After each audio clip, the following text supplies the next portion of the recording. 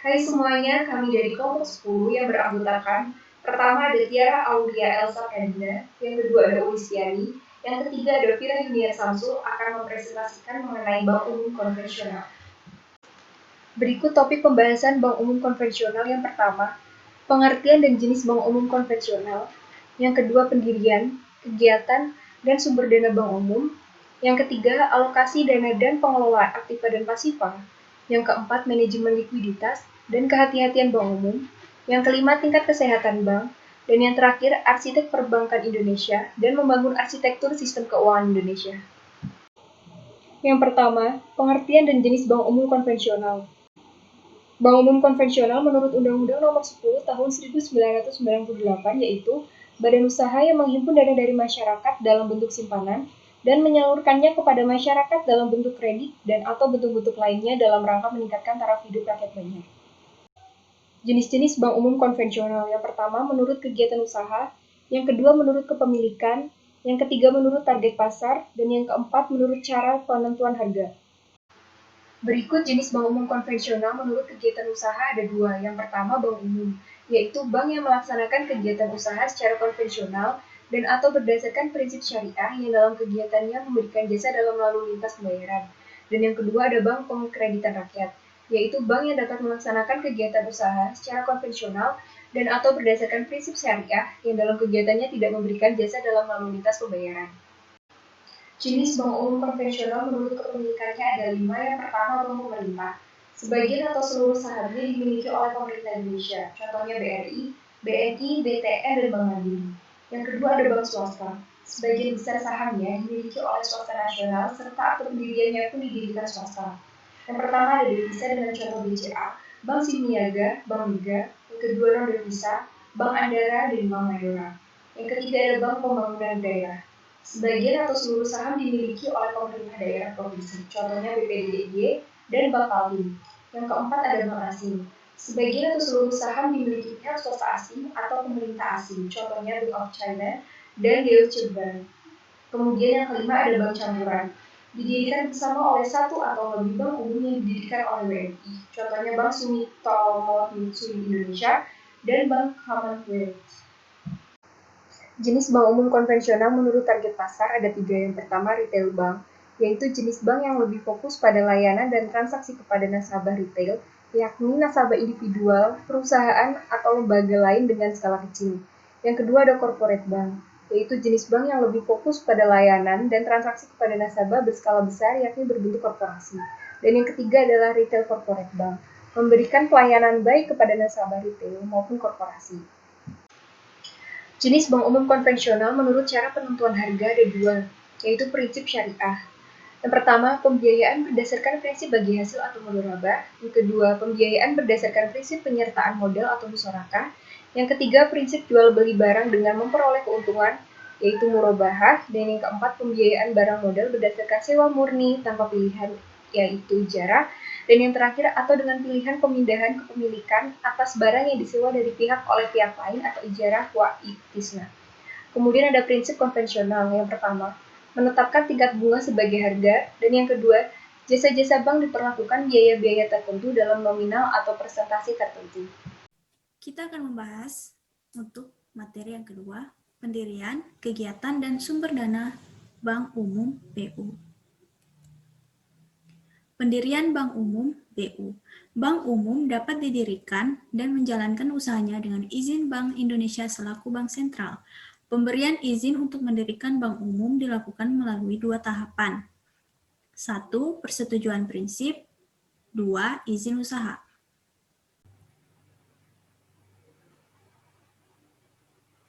1. Persetujuan prinsip. A. Rancangan akte pendirian badan hukum termasuk rancangan anggaran dasar. B. Data kepemilikan. C. Dalam hal pemerintah, baik pusat atau daerah disertai dengan fotokopi dokumen yang menyatakan keputusan pembentukan pemerintah daerah bagi pemerintah daerah, dokumen dari pejabat yang berwenang mewakili pemerintah, dokumen dan atau surat pernyataan lainnya yang diperlukan oleh bank. 2. Izin usaha. Izin usaha yakni izin yang diberikan untuk melakukan kegiatan usaha setelah persiapan selesai dilakukan.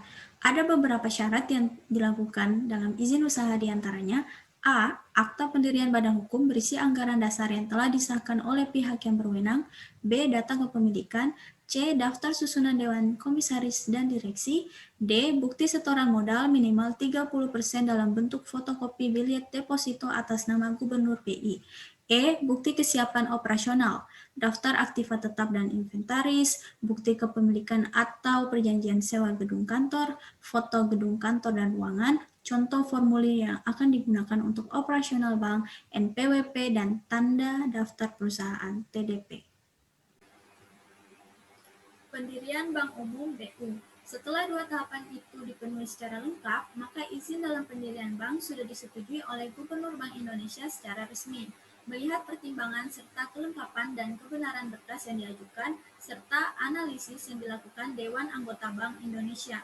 Demikian syarat mendirikan bank yang harus dilakukan. Bank yang telah mendapatkan izin usaha dari Gubernur Bank Indonesia wajib melakukan kegiatan usaha perbankan paling lambat 60 hari kerja terhitung sejak tanggal izin usaha diterbitkan.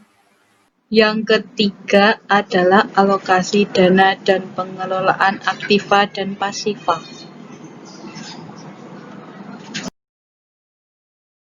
Pertama, penyaluran atau alokasi dana bank. Pada dasarnya, bank dapat menyalurkan dana yang terhimpun ke dalam berbagai bentuk, yakni meliputi 1. Cadangan likuiditas. 2. Penyaluran kredit. 3. Investasi. 4. Aktiva tetap dan inventaris.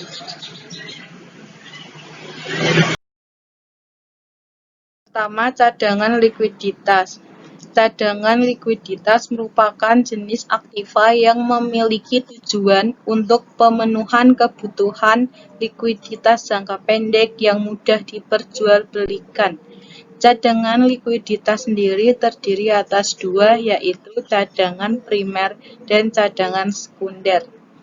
Cadangan primer yang mencakup uang kas, saldo di Bank Indonesia, saldo di bank lain, dan warkat dalam proses penagihan. Aktiva ini digunakan untuk memenuhi reserve requirement, penarikan dana oleh nasabah, penyelesaian clearing, pemberian kredit, dan kewajiban yang akan jatuh tempo. Yang kedua, cadangan sekunder yang mencakup surat berharga pasar uang, sertifikat Bank Indonesia, surat utang negara, dan sertifikat deposito. Penempatan dana berupa cadangan sekunder ini memiliki tujuan untuk memenuhi kebutuhan likuiditas jangka pendek yang sebelumnya telah dapat diperkirakan seperti penarikan simpanan atau pencairan kredit. 2. Penyaluran kredit. Kredit adalah penyediaan uang atau tagihan berdasarkan persetujuan atau kesepakatan pinjam-meminjam antara bank dengan pihak lain. Uang mewajibkan pihak peminjam untuk melunasi kewajibannya setelah jangka waktu tertentu. Yang ketiga, investasi. Bentuk alokasi dana ini adalah berupa penanaman dana dalam surat berharga jangka menengah dan panjang, seperti saham dan obligasi, atau penyertaan langsung pada badan usaha lain. Yang ketiga, aktiva tetap dan inventaris. Bentuk alokasi dana ini tergolong sebagai aktiva yang tidak produktif dalam menghasilkan penerimaan. Seringkali perbankan melakukan pembatasan penanaman dana dalam aktiva ini dan bank berusaha untuk membiayai dari modal sendiri. Selanjutnya, yang kedua, pengelolaan aktiva dan pasiva. Pengelolaan mendasar mengenai aktiva dan pasiva dapat dilakukan dengan dua pendekatan, yaitu pool of funds dan asset allocation atau conversion of funds. Yang pertama, pool of funds. Pendekatan kekayaan ini dikelola dengan mengumpulkan semua sumber kekayaan menjadi satu dan diperlakukan sebagai sumber dana tunggal tanpa mempertimbangkan sifat masing-masing komponen pembentukan dana, membedakan dana. Dana yang sudah dikumpulkan menjadi satu akan dialokasikan berbagai bentuk tujuan sesuai dengan strategi penggunaan dana. Yang kedua, asset allocation atau conversion of funds. Konsep ini berkebalikan dengan pendekatan pool of funds. Terdapat 5 prioritas alokasi dana, yaitu yang pertama, untuk kekayaan tetap yang digunakan untuk kegiatan operasional, seperti gedung, peralatan, dan lain sebagainya.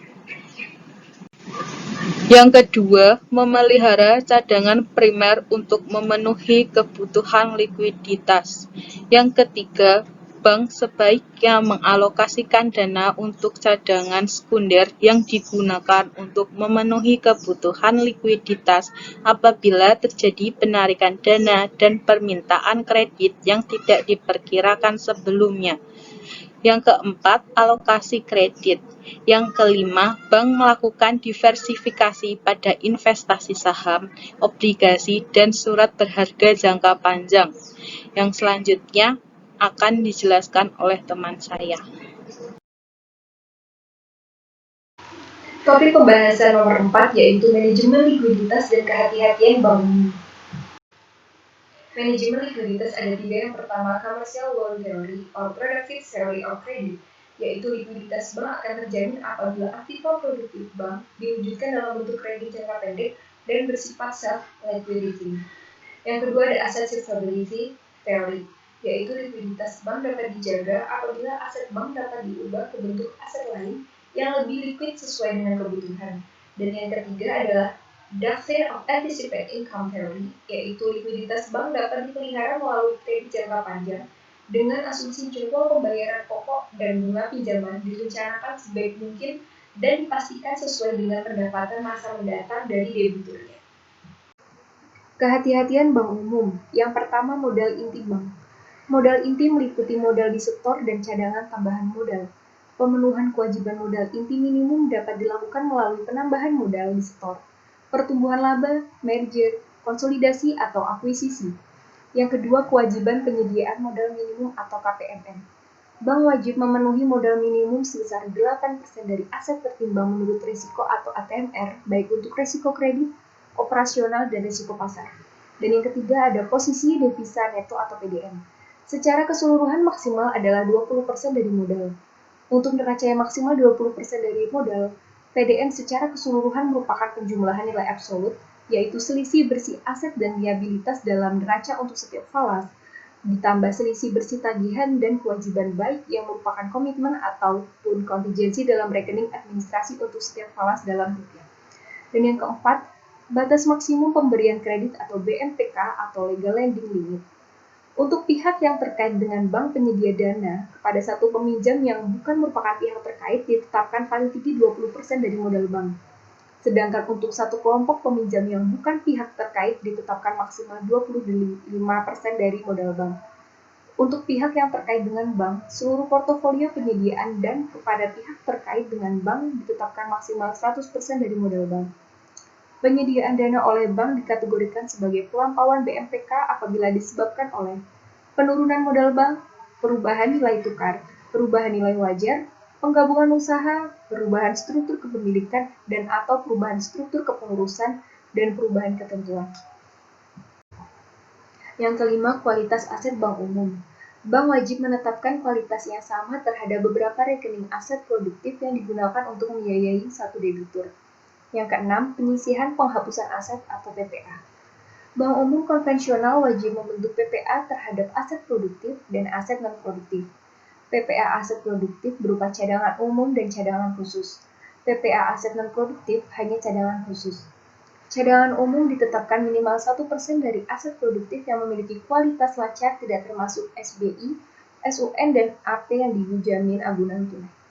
Cadangan khusus 5% dari aset dengan kualitas dalam perhatian khusus setelah dikurangi nilai agunan, 15% dari aset dengan kualitas kurang lancar setelah dikurangi nilai agunan, 50% dari aset dengan kualitas diragukan setelah dikurangi nilai agunan, 100% dari aset dengan kualitas macet setelah dikurangi nilai agunan. Yang ketujuh, restrukturisasi kredit. Bank hanya dapat melakukan restrukturisasi kredit terhadap debitur yang memenuhi kriteria pertama, debitur mengalami kesulitan pembayaran pokok dan atau bunga kredit. Yang kedua, debitur memiliki prospek usaha yang baik dan mampu memenuhi kewajiban setelah kredit direstrukturisasi. Yang kedelapan ada giro wajib minimum atau GWM. GWM dalam rupiah yang pertama GWM utama dalam rupiah sebesar 5% dari dana pihak ketiga dalam rupiah. Yang kedua GWM sekunder dalam rupiah 2,5% dari dana pihak ketiga dalam rupiah. Dan yang kesembilan ada penerapan prinsip mengenai nasabah atau know your customer dengan cara pertama menetapkan kebijakan dan prosedur penerimaan nasabah. Yang kedua mengidentifikasi nasabah. Dan yang ketiga menetapkan kebijakan dan prosedur pemantauan terhadap rekening dan transaksi nasabah, dan yang terakhir menetapkan kebijakan dan prosedur manajemen risiko yang berkaitan dengan penerapan prinsip mengenai nasabah. Selanjutnya, yang kelima, tingkat kesehatan bank umum (BU). Bank diwajibkan untuk melakukan penilaian sendiri, self-assessment, tingkat kesehatan bank dengan menggunakan pendekatan risiko, Risk-Based Bank Rating, RBBR, baik secara individual maupun secara konsolidasi. Cakupan penilaian meliputi faktor-faktor sebagai berikut. 1. Penilaian faktor profil risiko, risk profile. 2. Penilaian faktor good corporate governance, HCH. 3. Penilaian faktor rentabilitas, earnings. 4. Penilaian faktor permodalan, capital. Cakupan penilaian meliputi faktor-faktor sebagai berikut. 1. Penilaian faktor profil risiko, risk profile. Merupakan penilaian terhadap risiko inheren dan kualitas penerapan manajemen risiko dalam aktivitas operasional bank. Risiko yang wajib dinilai terdiri atas 8 jenis risiko, yaitu risiko kredit, risiko pasar, risiko operasional, risiko likuiditas, risiko hukum, risiko strategik, risiko kepatuhan, dan risiko reputasi. Yang kedua, penilaian faktor good corporate governance, HCH. Merupakan penilaian terhadap kualitas manajemen bank atas pelaksanaan prinsip-prinsip HCH berpedoman pada ketentuan Bank Indonesia mengenai pelaksanaan HCH bagi bank umum dengan memperhatikan karakteristik dan kompleksitas usaha bank. Yang ketiga, penilaian faktor rentabilitas earnings. Meliputi evaluasi terhadap kinerja, sumber-sumber kesinambungan, sustainability, manajemen rentabilitas. Penilaian dilakukan dengan mempertimbangkan tingkat, tren, struktur, stabilitas, rentabilitas bank, dan perbandingan kinerja bank dengan kinerja peer group, baik melalui analisis aspek kuantitatif maupun kualitatif. Yang keempat, penilaian faktor permodalan, capital. Meliputi evaluasi terhadap kecukupan permodalan mengacu pada ketentuan Bank Indonesia yang mengatur mengenai kewajiban penyediaan modal minimum bagi bank umum dan kecukupan pengelolaan permodalan. Dalam melakukan perhitungan permodalan, bank wajib dalam melakukan penilaian kecukupan permodalan, bank juga harus mengaitkan kecukupan modal dengan profil risiko bank. Arsitek Perbankan Indonesia dan membangun arsitektur sistem keuangan Indonesia. Pengertian API, Arsitektur Perbankan Indonesia. API merupakan kerangka dasar sistem perbankan Indonesia yang diluncurkan oleh Bank Indonesia pada tanggal 9 Januari 2004 yang menyeluruh, yang memberikan arah, bentuk, dan tatanan industri perbankan untuk jangka waktu 5-10 tahun mendatang. Visi yang dimiliki API, yang pertama, menciptakan sistem perbankan yang sehat, kuat, dan efisien. Yang kedua, menciptakan kestabilan sistem keuangan. Yang ketiga, mendorong pertumbuhan ekonomi nasional. Dalam usaha untuk mencapai visi API tersebut, Bank Indonesia telah menetapkan beberapa sasaran utama yang dirumuskan ke dalam 6 pilar, yakni pilar pertama, menciptakan struktur perbankan domestik yang sehat, yang mampu memenuhi kebutuhan masyarakat dan mendorong pembangunan ekonomi nasional yang berkesinambungan. Pilar ini dilaksanakan melalui penguatan permodalan dan peningkatan daya saing bank-bank di Indonesia.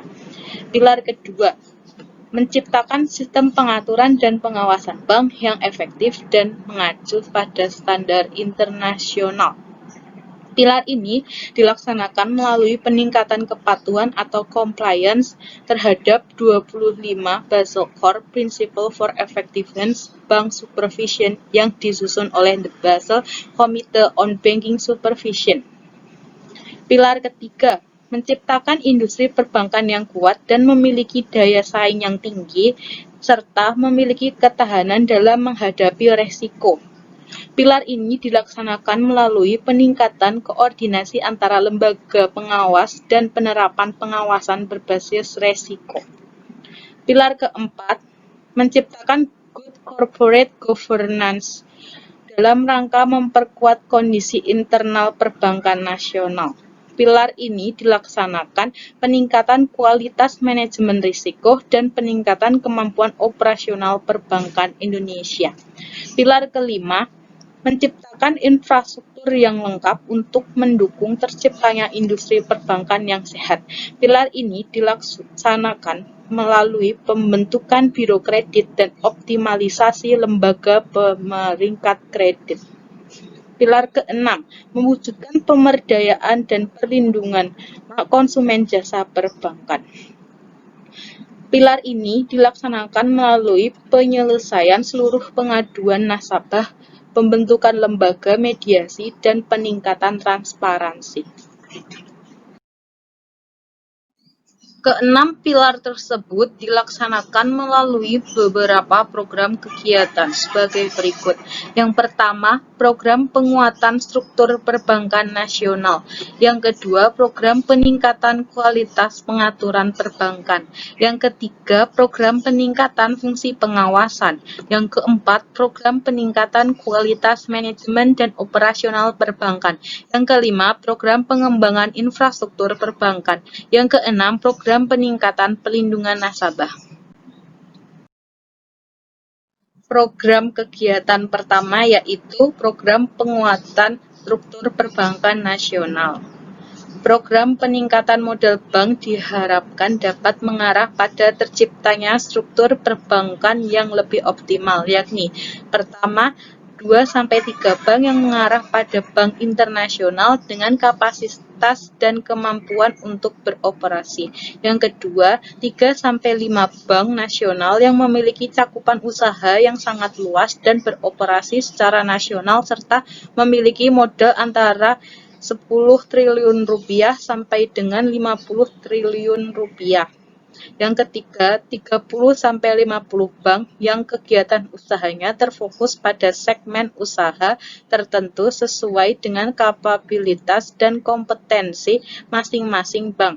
Bank tersebut memiliki modal antara 100 miliar rupiah sampai dengan 10 triliun rupiah.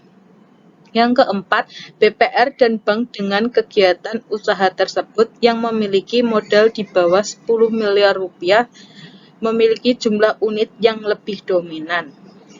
Program kedua, program peningkatan kualitas pengaturan perbankan.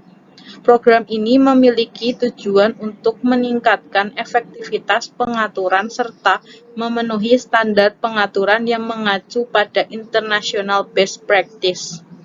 Program kegiatan yang ketiga adalah program peningkatan fungsi pengawasan. Program ini memiliki tujuan untuk meningkatkan independensi dan efektivitas pengawasan perbankan yang dilakukan oleh Bank Indonesia.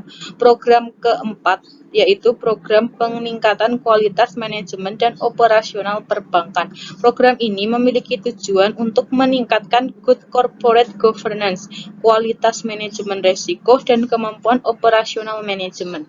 Program kegiatan yang kelima yaitu program pengembangan infrastruktur perbankan. Program ini memiliki tujuan untuk mengembangkan sarana pendukung operasional perbankan yang efektif seperti pertama, kredit bureau untuk membantu perbankan dalam meningkatkan kualitas keputusan kredit. Yang kedua, lembaga pemeringkat kredit domestik untuk meningkatkan transparansi dan efektivitas manajemen keuangan perbankan.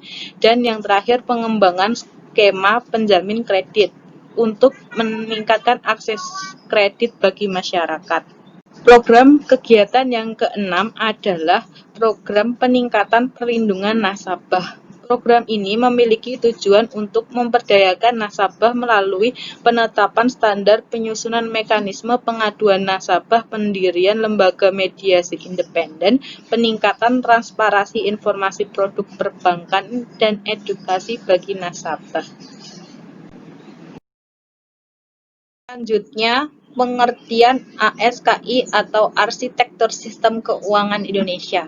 Arsitektur Sistem Keuangan Indonesia merupakan arah strategis pengembangan sistem keuangan Indonesia yang dilaksanakan secara bertahap, menyeluruh, dan dalam jangka menengah maupun jangka panjang. Visi dan misi Arsitektur Sistem Keuangan Indonesia. Visi Arsitektur Sistem Keuangan Indonesia, sistem keuangan Indonesia yang berfungsi secara efisien, aman, sehat, stabil, memiliki ketahanan kuat yang berperan optimal dalam meningkatkan kemakmuran masyarakat Indonesia. Misi Arsitektur Sistem Keuangan Indonesia mewujudkan tatanan sistem keuangan Indonesia di masa depan melalui penguatan fundamental dan stabilitas sektor keuangan dengan memperhatikan pengembangan yang bersinergi antar subsektor dalam sistem keuangan.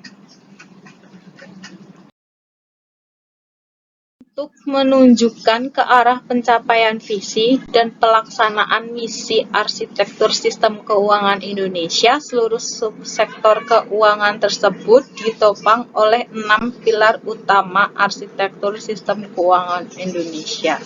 Pilar pertama, sumber daya manusia. Pilar kedua, tata kelola dan manajemen resiko. Pilar ketiga, sistem informasi dan infrastruktur. Pilar keempat, institusi dan struktur pasar. Pilar kelima, pengaturan dan pengawasan. Pilar keenam, perlindungan dan pemberdayaan investor dan konsumen. Untuk memudahkan indikator pencapaian yang disertai dengan evaluasi penyempurnaan implementasi arsitektur sistem keuangan Indonesia, maka sasaran dan strategi implementasi program arsitektur sistem keuangan Indonesia dibagi menjadi 2 tahap, yaitu tahap pertama dari tahun 2008 sampai dengan 2015. Tahap ini melakukan implementasi rekomendasi per subsektor arsitektur sistem keuangan Indonesia untuk pembenahan gap yang ada pada sistem keuangan. Tujuan ini dilaksanakan dengan pembentukan ASEAN Economic Community. Fokus pengembangan sistem keuangan dilakukan dengan pendalaman sektor keuangan melalui pertama, akselerasi implementasi arsitektur perbankan Indonesia. Yang kedua, peningkatan lembaga keuangan non-bank dalam sistem keuangan. Yang ketiga, peningkatan sinergi LKNB, pasar modal dengan perbankan. Dan yang terakhir, perluasan akses jasa keuangan. Tahap yang kedua dari tahun 2016 sampai dengan 2025. Sebagian besar sahamnya dimiliki oleh swasta nasional serta akte pendiriannya pun didirikan swasta. Yang pertama Devisa, terdiri dari BCA, Bank Simbiniaga, Bank Mega. Yang kedua non-devisa, terdiri dari Bank Andara dan Bank Mayora. Apakah ada pertanyaan? Jika ada, bisa langsung ditanyakan di WhatsApp grup ya teman-teman. Sekian dari kelompok kami. Apabila ada salah kata, perbuatan, tingkah laku yang kurang berkenan, mohon maaf. Terima kasih kepada Pak Isnanda, kepada teman-teman, kepada pemirsa semua. Wassalamualaikum warahmatullahi wabarakatuh. Thank you. ขอบคุณค่ะ 감사합니다. CSA. Bye bye.